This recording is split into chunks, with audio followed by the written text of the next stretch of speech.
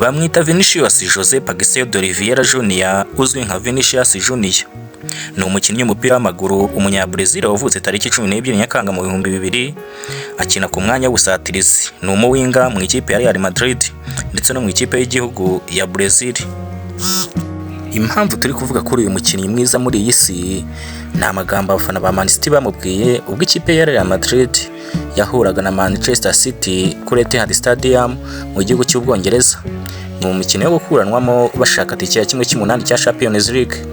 Ni umukino warangiye Real Madrid itsinze 3 ikipe ya Man City, aho 2 bya Man City byatsinzwe na rutahizamu umwe rukumbi Eric Brot Haaland.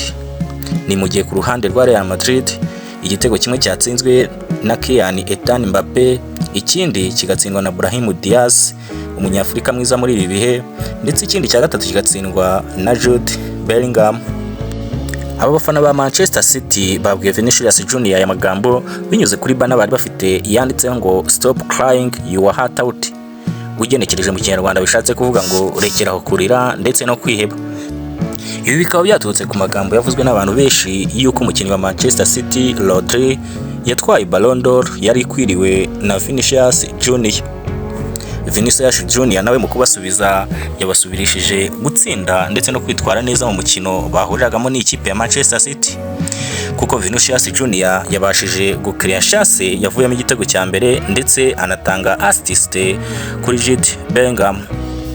Umukino urangiye VINICIUS Junior yabwiye itangazamakuru ati I saw Bana whenever the opposing fans do things like that they give me more strength to have a great game and here I have done it.